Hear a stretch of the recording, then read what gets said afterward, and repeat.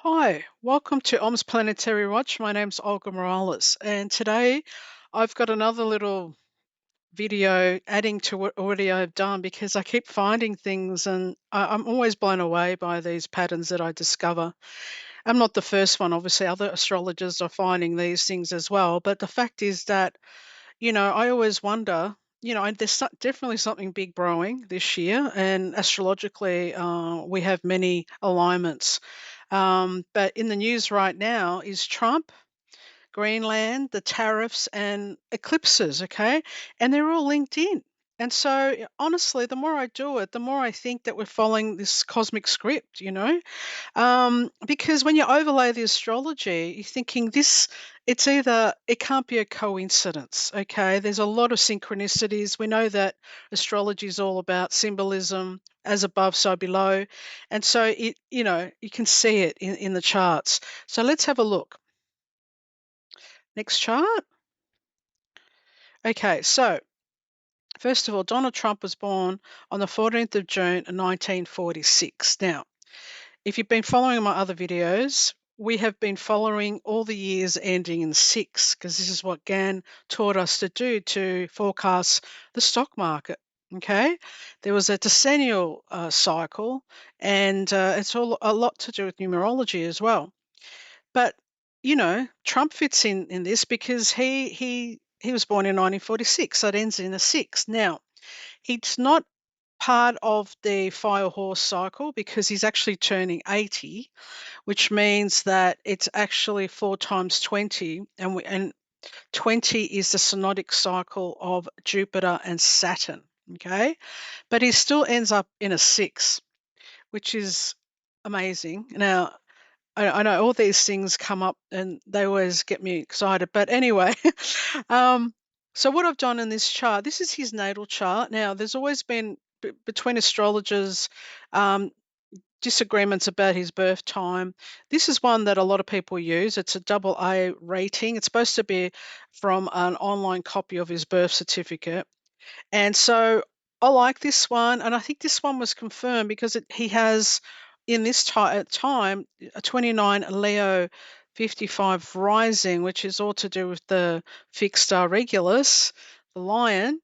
And, like I'll show you why I'm even more convinced because of when they shot him, when there was an assassination attempt on him. Okay. Now, the other thing I've done on this chart is I've actually plotted the degrees of the eclipses this year. Right, in his chart. So this means solar eclipse, and the other ones mean lunar eclipses. Okay, so you can do this for yourself too, obviously, so you can see in the year ahead, where what houses in your chart the eclipses are going to activate. But he was born actually on the day of a lunar eclipse, okay? And you can tell this even if you didn't know. See how you've got the sun and you've got the moon. So we know this is a full moon, but look how close the lunar nodes are to the sun. This was a total lunar eclipse. So and then Uranus was there, the planet of revolution and change, okay, breaking the status quo, right? And so this is like his power axis from the day he was born.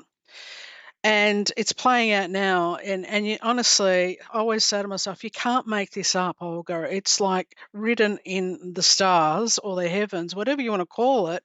But it's not a coincidence that this is all happening right now, this year. It's incredible.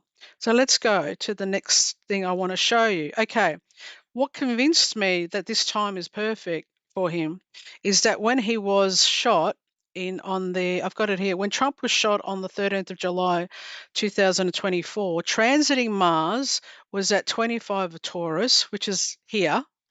Okay. And Uranus was at 26. So they're both up here, these two planets, which are like a stabbing, an accident, dangerous, very dangerous combination.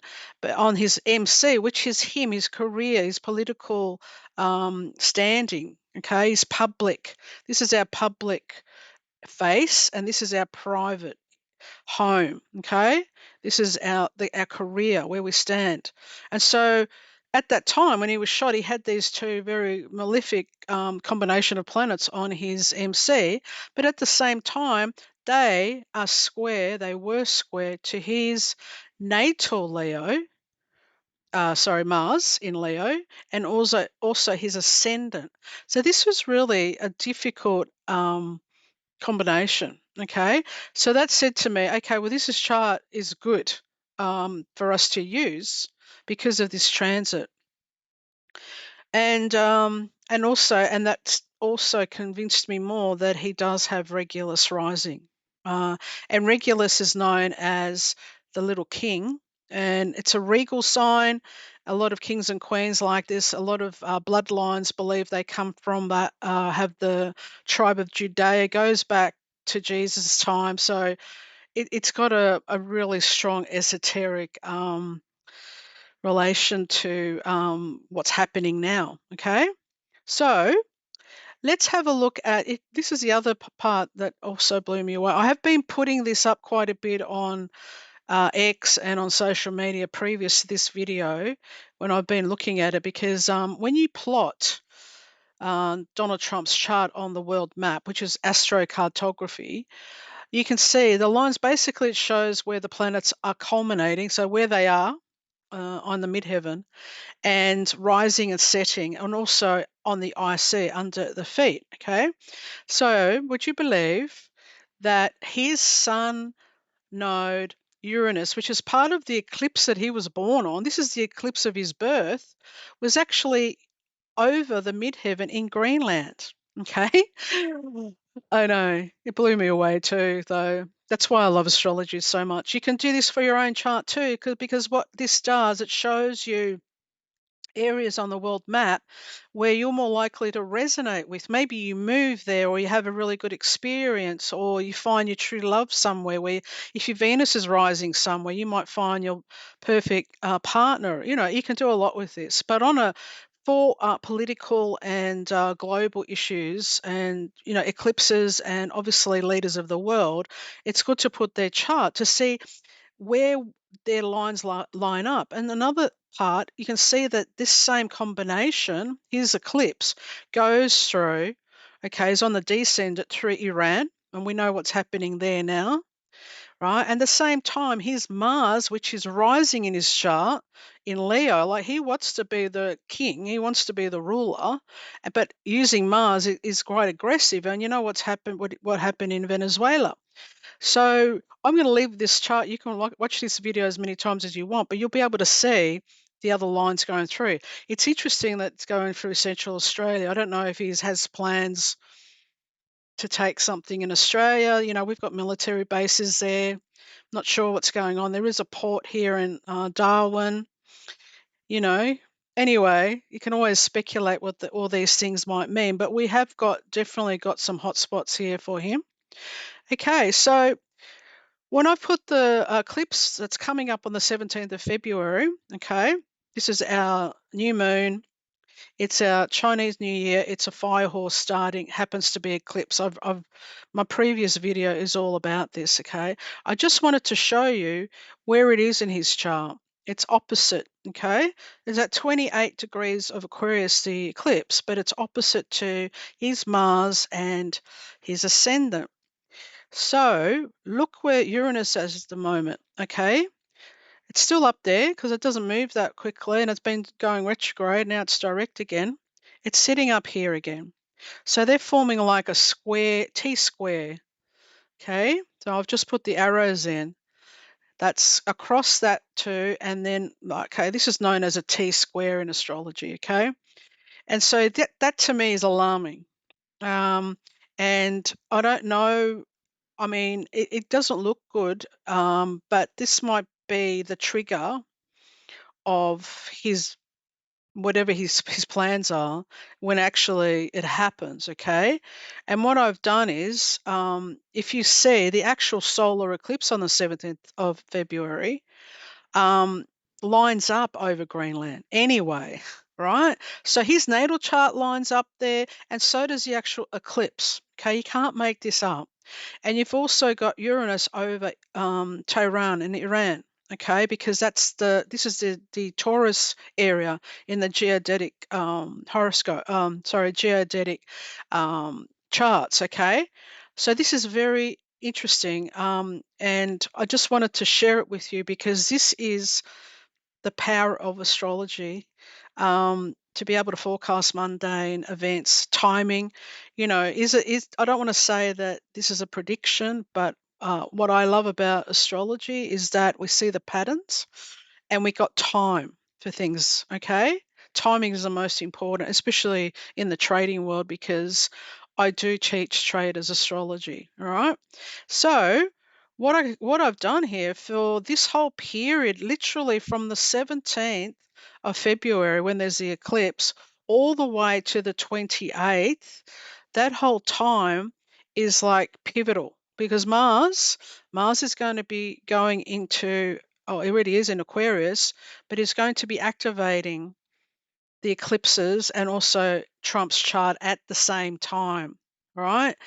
Now, it doesn't, to me, this is the timing. This is the timing window. I don't know if this is when he goes into Greenland or something happens because, like the tariffs and the other countries are getting annoyed. Obviously, they've got a plan, whatever their plan's going to come up with. But it's really, with Mars involved, it's quick and he can be aggressive because he wants it. All right.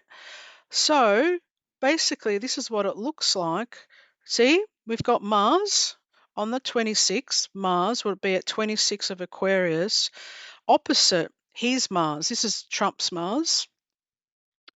At the same time, after a couple of days, I think on the 28th, Mars will be conjunct the solar eclipse, okay, and also his chart anyway. But remember, we've always square here. We have this planet square. So the alignments here, if I put this on a 90-degree dial, they would all line up and look exactly the same. So, just keep in mind that this is a volatile, explosive time from even maybe even a few days before the solar eclipse because of this alignment happening in the heavens. So put it in your diary, and it's a zone that is pretty much ruled by Mars, which Mars is the planet of war and aggression. So if they're going to strike it, this is the eclipse being triggered by Mars is usually uh, one that stirs things up, activates. It can actually also activate massive earthquakes. Okay, I just want to put that in, and volcanic eruptions. That's one of the signatures for it. But because activating Trump's chart, I think this is when he might be planning some sort of strike, whatever it is. But it doesn't look peaceful to me. This is not a peaceful signature. Okay. So I thought I'd just let you know. And this is how astrology works. So we make our judgments on this. I'm not trying to be biased. I'm looking at the chart. I don't want to be accused of anything. This is what the charts tell me, and this is what I read. So yeah. So thanks for listening. My name is Olga Morales. I've got my website is Astrology for GAN Traders, and I do have an inner circle for more detailed analysis where I go into the stock market and we look at how all these cycles play out. Not just see, I love the mundane astrology as just as much as the financial astrology, but basically I'm studying cycles, and as Gan says, the future is but the repetition of the past. So he wants you to look back all the time. And I have, and I always do. And that gives me confidence. I can see the patterns. I can see the planets that were involved last time. When they come back to the same position, often they ignite the same areas on the world map, obviously, but they're going to ignite the same positions in people's charts. Or you may have evolved in that time, but there might be something you haven't finished previously and you still got to work on it. That's how it comes back, okay? And with trading, obviously, we've got patterns, cycles within cycles. And yeah, and so this is like the most important part of any type of forecasting is you need to know where the planets are. Okay, thanks for listening.